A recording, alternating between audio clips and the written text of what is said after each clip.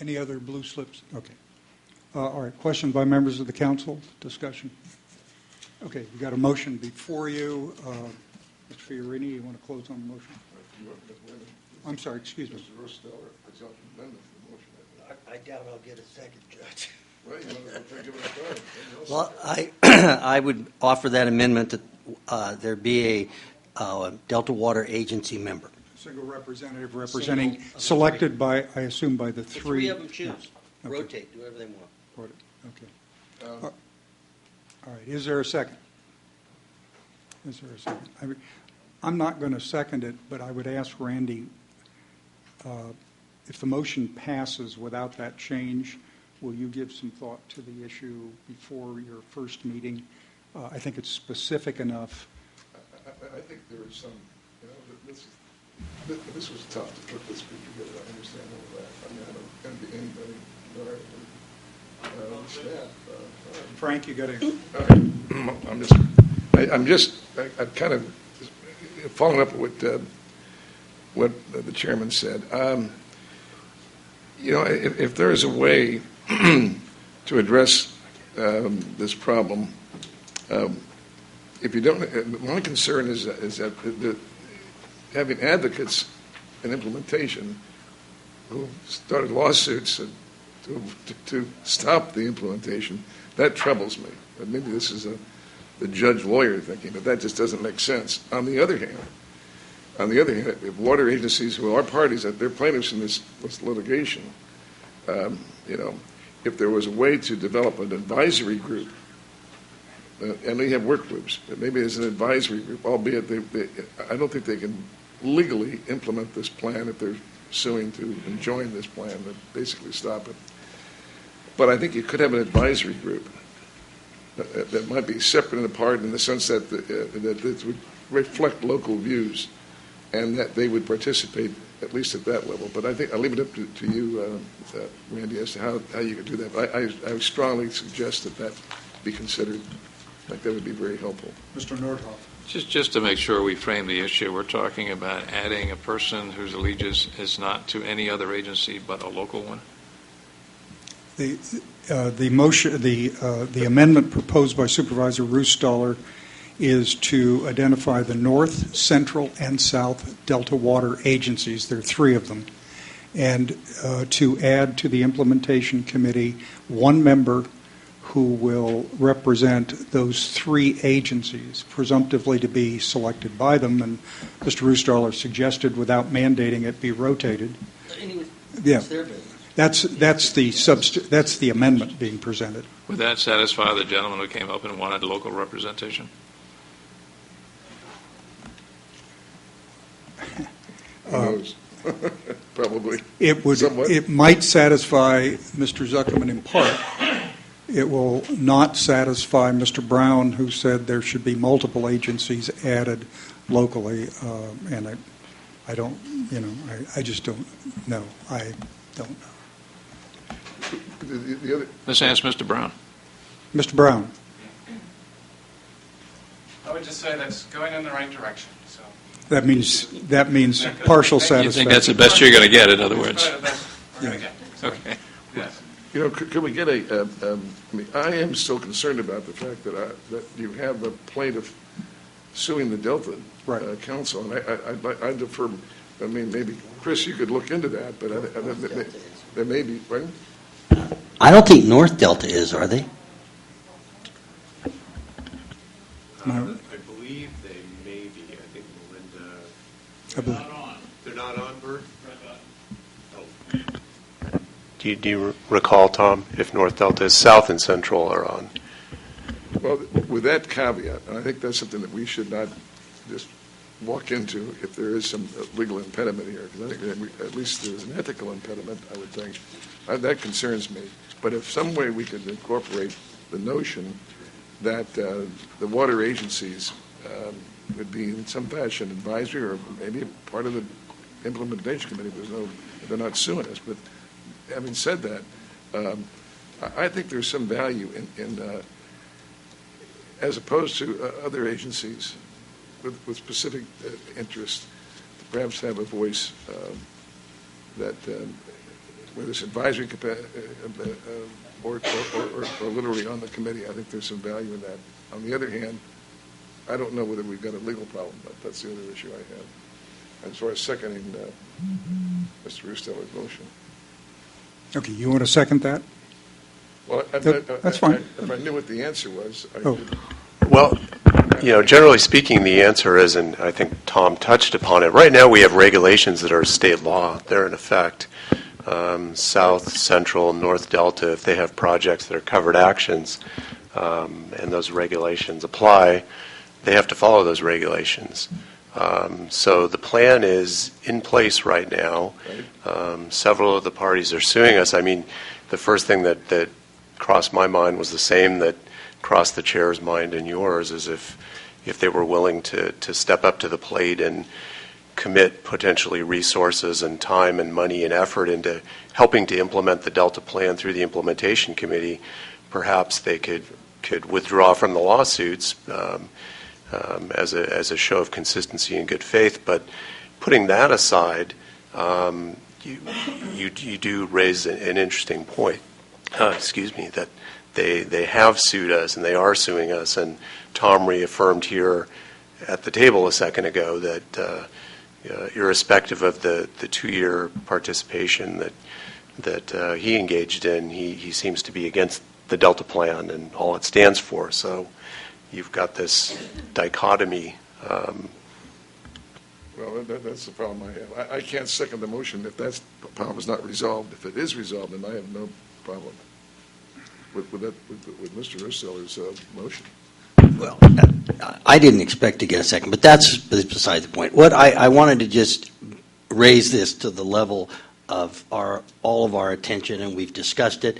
I'm assuming we'll find out whether legally it could happen down the road. You can let us know and I'm assuming that Randy will take all of our conversation into consideration as he approaches the first meeting, and we'll see what happens.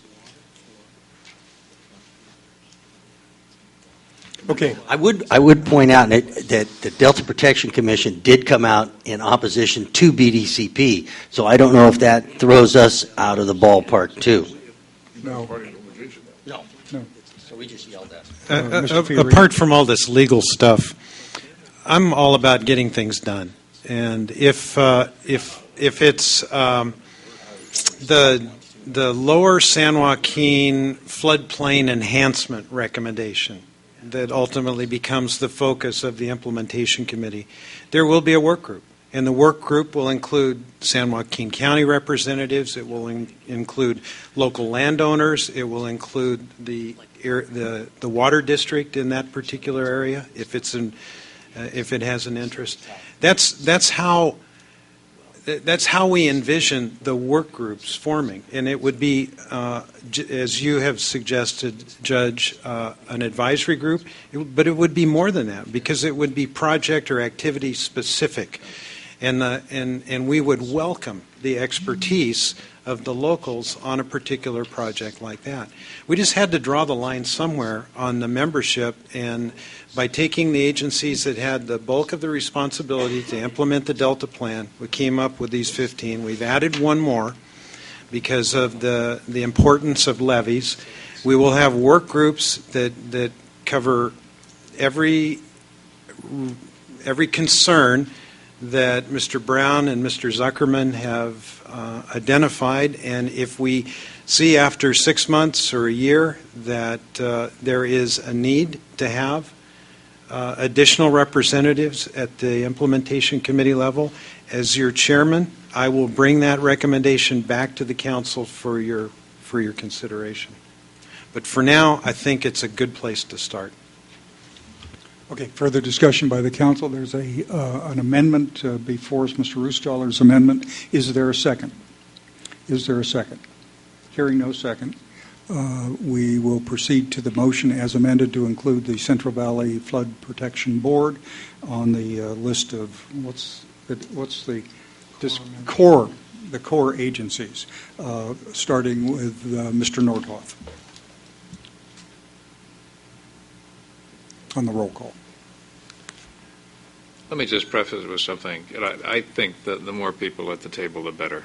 And I like the idea of local representation. But based on what the chairman of the implementations committee said, I'm comfortable with that. Knowing Randy as I do, that if there is a need, if it's not obstructionist, if it serves a purpose to get results, I would be in favor of that. So I will vote aye on this. Thank you. Johnston, aye. Damrell, aye. I agree with Mr. Nordoff, but I'll vote aye. Thank you. Fiorini, aye. Eisenberg, aye. Okay, 6-0 on that. Thank you very much. There's sorry, just one Randy. more issue, and that has to do with delegating some limited authority to the chair in regards to this potentially adding members. Oh, okay. This is simply, again, as the agenda and issues may drive the activity level of the committee and the types of work groups, et cetera. Staff recommends offering the chairman a little discretion to make some kind of at-the-moment decisions in terms of adding or supplementing the core membership, but it is with understanding that the chairman would be returning to the council to further seek approval and support of that. Would it just be addition or would it also be subtraction? Well, I think that's where we're leaving it open. Again, this is based on the agency's interest in participating. And if, for example, using the Central Valley Flood Protection Board as an example, where we have specific instruction to work with them and have the levy prioritization is a major issue now. 10 years from now, perhaps we don't want to, where we've already met the needs and their staff time is better utilized, not on the committee. Now, would the council be informed or would the council be asked to approve? I would recommend the council make that determination. This is open for that. This is a staff recommendation to provide some flexibility. Frankly, I'm a little uncomfortable with having authority to add or subtract. I would anticipate that there are 5 monthly council meetings prior to each regularly scheduled implementation committee meeting. There's adequate time to bring a recommendation to the council and have a discussion and let it be a council decision as to whether or not there is additional agencies that need to be added. So I don't feel that this is an important Can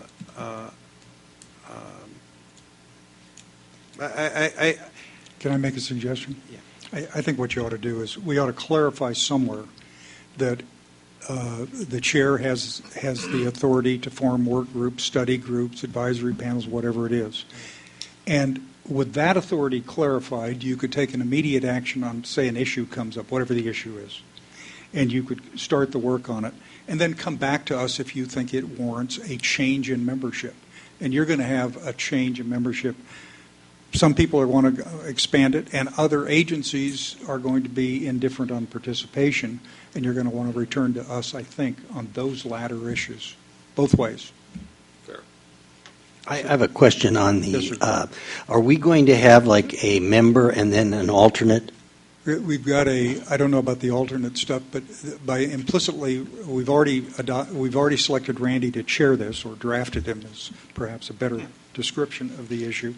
And the motion we've adopted includes the Delta lead scientist is also participating on behalf of the council.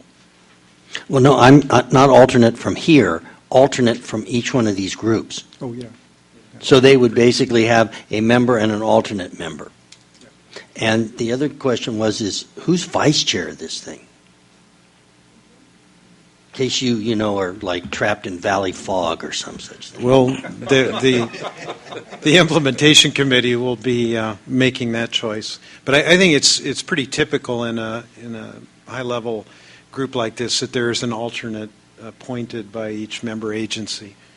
To this discretion by the chairman, I like Chair Eisenberg's reference to establishing work groups and advisory groups and things like that. I think that would be a useful tool to have for the chair.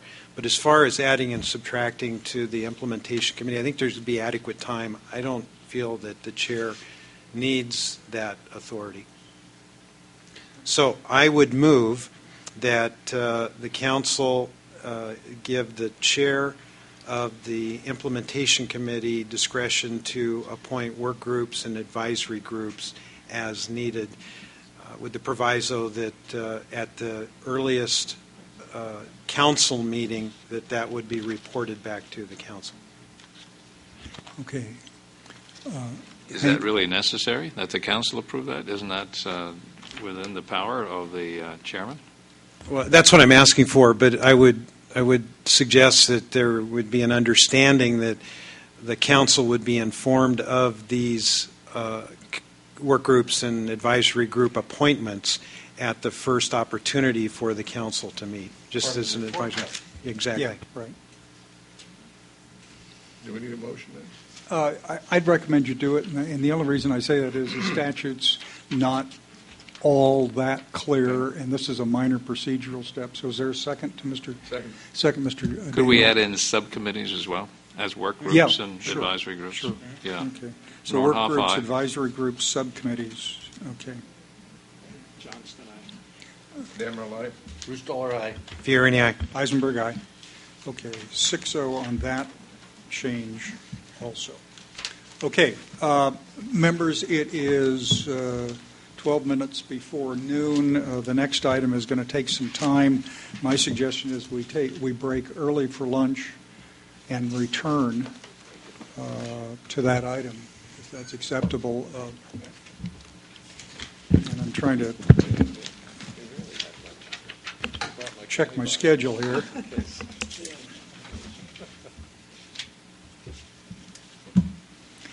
Dave, I saw Dave walk in somewhere from DW. Would that be acceptable to you? I know you're one of the witnesses on the panel discussion later. Is that acceptable to you? Certainly, I'm available at your convenience. Okay, great. Thank you very much. All right, so members, let's do this. Let's return at 12:50. I'm sorry, 12:50 to start again, 1 hour. We stand in recess. Somebody will be here to watch the room.